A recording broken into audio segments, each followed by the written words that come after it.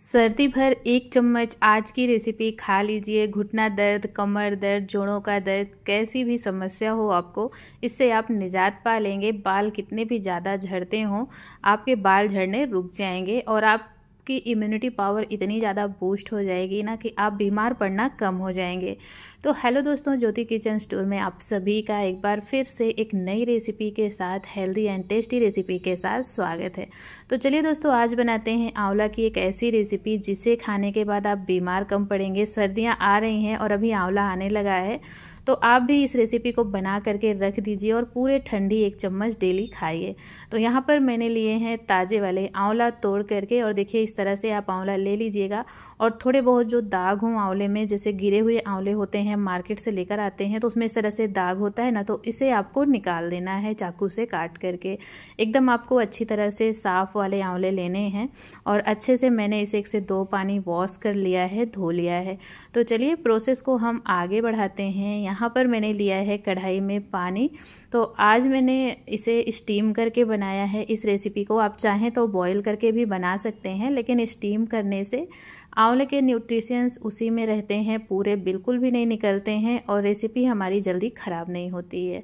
पानी में बॉईल करने पर ये काफ़ी ज़्यादा पानी को अब्जॉर्ब कर लेते हैं, तो आप इसे लंबे टाइम के लिए स्टोर नहीं कर पाएंगे। बाकी तो फ्रिज में रखकर 1-2 महीने के लिए आप स्टोर कर सकते हैं। तो चलिए, आंवले को मैंने देखिए यहाँ पर एक छेद वाली थाली थी, उसी में मैंने डाल दिया है। और ये पूरा 1 किलो आंवला लिया था मैंने। आज मैं जो रेसिपी बना रही हूँ 1 किलो आंवले से बना रही हूँ, तो मेज़रमेंट आप परफेक्ट ध्यान रखिएगा और बहुत ही अच्छी रेसिपी बनकर तैयार होगी। लगभग 10 मिनट के लिए हाई फ्लेम पर इसे मैंने कुक कर लिया है, मतलब स्टीम कर दिया है। और देखिए इस तरह से जब आप इसे हाई फ्लेम पर स्टीम करेंगे तो एकदम अच्छी तरह से आंवले कुक हो जाएंगे। और यहाँ पर देखिए सारे आंवले की एक फांकी अलग है, तो इसी तरह से आपको इसे पकाना है। उतार कर इसे रख देंगे 10 मिनट के लिए, ऐसे ही इसे छोड़ देंगे। आप चाहें तो आधे घंटे के लिए भी छोड़ सकते हैं। तो देखिए एकदम अच्छी तरह ये ठंडा हो जाता है। तो मैंने यहाँ पर इसे 1 घंटे पहले स्टीम किया था, जिससे ये जले नहीं हाथ इससे। अच्छी तरह से जब हम इसे ग्रेट करेंगे ना, तो हाथों में ये लगे नहीं। तो आप मेक श्योर कर लीजिएगा कि एकदम अच्छी तरह से ये ठंडा हो जाए। इसके बाद मैंने लिया है ग्रेटर। तो मैंने इसे बड़े वाले ग्रेटर से ग्रेट किया है, जो थोड़े से बड़े बड़े चंक्स होते हैं। बड़े वाले ग्रेटर में लच्छे बड़े बड़े निकलते हैं, वही ग्रेटर आप लीजिएगा। एकदम बारीक वाला लेंगे या फिर पीस देंगे ना, तो आंवले में वो टेक्सचर नहीं रहेगा जो हमें चाहिए होगा आज की रेसिपी में। तो आप चाहें तो बना सकते हैं बारीक वाले से भी। अगर बड़े वाले ग्रेटर का इस तरह से नहीं हो आपके पास ना, तो आप बारीक वाले से भी इसे ग्रेट कर सकते हैं। तो देखिए हमने सभी आंवले को अच्छी तरह से ग्रेट कर लेना है, और इसे ग्रेट करना बहुत ज़्यादा आसान हो जाता है जब हम इसे पका लेते हैं। बिल्कुल भी हार्ड नहीं रहता है, बहुत ईजी तरीके से ग्रेट हो जाता है सारा आंवला। आप चाहे क्वांटिटी में इसे ज़्यादा बनाएं, कम बनाएं, इसे आप फ्रिज के बाहर भी स्टोर कर सकते हैं 3 से 4 महीने तक। और फ्रिज में रखकर अगर आप खाना चाहें तो ये सालों नहीं ख़राब होता है। ऐसी रेसिपी है आज की। लेकिन इस बात के लिए आपको ध्यान रखना है कि आपको इसे स्टीम करके बनाना है, बॉईल करके नहीं बनाना है। अगर आप बॉईल करके बनाएंगे तो हो सकता है कि ये रेसिपी ख़राब होने का डर रहे, 2 से 3 महीने के बाद ये ख़राब हो जाए। लेकिन अगर आप इसे स्टीम करके बनाते हैं, बाहर से पानी इसने अब्जॉर्ब नहीं किया है, तो ये जल्दी ख़राब नहीं होगा। तो आप इस बात का ध्यान रखकर बनाइएगा। और कच्चे आंवले से इस रेसिपी को मत बनाइएगा, वो टेक्सचर, वो टेस्ट, वो सॉफ्टनेस नहीं रहेगी। तो आप इसे स्टीम कर लीजिएगा, उसके बाद ही बनाइएगा। देखिए सारे आंवले को मैंने ग्रेट कर लिया है। जो बड़े बड़े टुकड़े इसमें गिर जाते हैं ग्रेट करते समय, वो भी हमने उठा करके ग्रेट कर लिया है, क्योंकि सारे पीसेस हमें ग्रेटेड ही चाहिए, टुकड़े बिल्कुल भी नहीं चाहिए। तो इस तरह से आप देख सकते हैं सारा आंवला मैंने ग्रेट कर लिया है। और यहाँ पर ये जो बीज निकले हुए हैं इसे हम फेंक देंगे, इसका कोई यूज नहीं करना है हमें, क्योंकि ये पके हुए आंवले के बीज हैं। चलिए दोस्तों, आंवला तो रेडी हो गया है, हम कर लेंगे आगे की तैयारी। तो यहाँ पर मैंने ले लिया है अदरक कूटने वाला।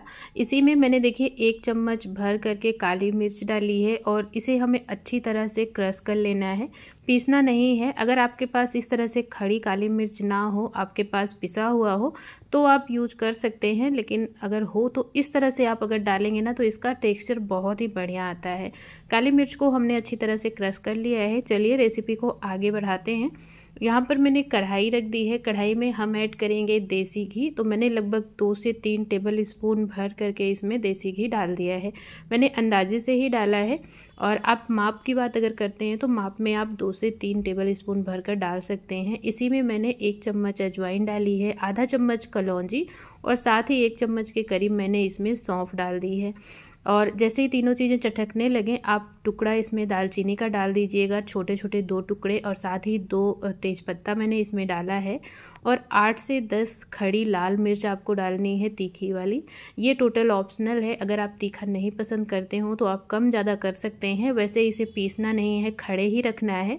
आप चाहें तो बाद में इसे निकाल भी सकते हैं।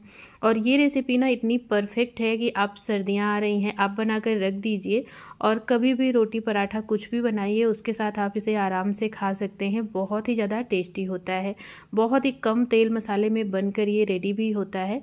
जैसे ही सारी चीज़ें पक जाएं, तड़क जाएं घी के अंदर, वैसे ही आप इसमें आंवला ऐड कर दीजिएगा। और आपको ध्यान रखना है कि इस रेसिपी को तेल में नहीं बनाना है, घी में ही बनाइएगा। तेल में बनाएंगे तो इसका टेस्ट बिल्कुल अलग हो जाएगा। हाँ, लेकिन आपके पास अगर घी नहीं हो तो आप चाहें तो तिल के तेल में या फिर मूंगफली के तेल में इस रेसिपी को बना सकते हैं। सरसों के तेल में बिल्कुल भी नहीं बनाइएगा, और ना ही रिफाइंड ऑयल में। कोशिश करिएगा कि तिल का तेल हो या फिर मूंगफली का तेल हो। अगर आपके पास अवेलेबल हो तो आप नारियल का तेल भी, जो खाने वाला नारियल का तेल आता है, वो भी यूज कर सकते हैं घी के एब्सेंस में। अदरवाइज़ आप इसे घी से ही बनाइएगा। घी थोड़ा कम भी आप डाल सकते हैं, ज़रूरी नहीं है कि बहुत ज़्यादा ही घी रहे। और वैसे तो इसमें घी की क्वांटिटी ज़्यादा लगती ही है, लेकिन आपके पास अगर घी कम हो तो आप घी की क्वांटिटी कम कर सकते हैं। घी में इसे आपको भूनना है तब तक जब तक कि इसके अंदर का पानी सूख ना जाए, और थोड़ी देर के बाद आप इसमें 2 से 3 चम्मच चीनी, और साथ ही जो हमने क्रश करके काली मिर्च रखी थी वो डाल देंगे, और थोड़ा सा नमक डालेंगे। इसके अलावा आज की इस रेसिपी में कोई मसाला वगैरह नहीं जाएगा। इसके बाद भी ये रेसिपी बहुत ही परफेक्ट रहती है, बहुत ही बढ़िया लगती हैं।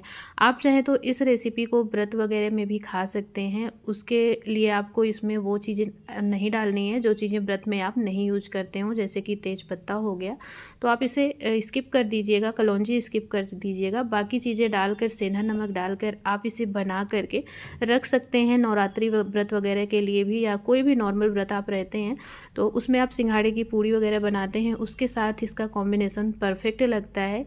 और ये रेसिपी है ना, आप स्टेप बाय स्टेप फॉलो करके बनाइएगा। आपकी रेसिपी सालों ख़राब नहीं होगी। बस आपको ध्यान देना है कि जितनी अच्छे से आप इसकी भुनाई करेंगे उतना ही ये अच्छा बनेगा, उतना ही ज़्यादा टिकाऊ रहेगा। और देखिए, इतना भुनना है आपको कि इस तरह से ये कढ़ाई छोड़ने लगे, कढ़ाई में इकट्ठा होने लगे। लास्ट में थोड़ा सा फ्लेम को आप हाई कर दीजिएगा। हाई फ्लेम पर इसे अच्छी तरह से लाल होने तक भून लीजिएगा। आंवले का कलर जो बिल्कुल वाइट था ना, उससे आपको इसे लाल कर देना है भूनते भूनते। और इसके बाद आपको गैस की फ्लेम को ऑफ़ कर देना है। ऑफ़ करने के बाद इसे ठंडा करना है। ठंडा करने के बाद ही आप स्टोर करिएगा, नहीं तो जो भी इसमें स्टीम वगैरह बनेगी बोतल में, उससे वो ख़राब हो जाएगा। तो देखिए, यहाँ पर मैंने कांच का जार लिया है, और इस जार में मैंने घी रखा हुआ था। ये जार मेरे पास खाली पड़ा हुआ था, इसके अंदर घी लगा था थोड़ा बहुत, इसीलिए मैंने इसी में रख दिया है, क्योंकि हमने इस रेसिपी में घी ही डाला हुआ है। तो इस रेसिपी को आप अचार बोल सकते हैं, चटनी बोल सकते हैं, और इसे आप सच में मानिए 8 से 10 महीने तक या 12 महीने तक बिल्कुल भी नहीं ख़राब होता है बिना प्रिजर्वेटिव के।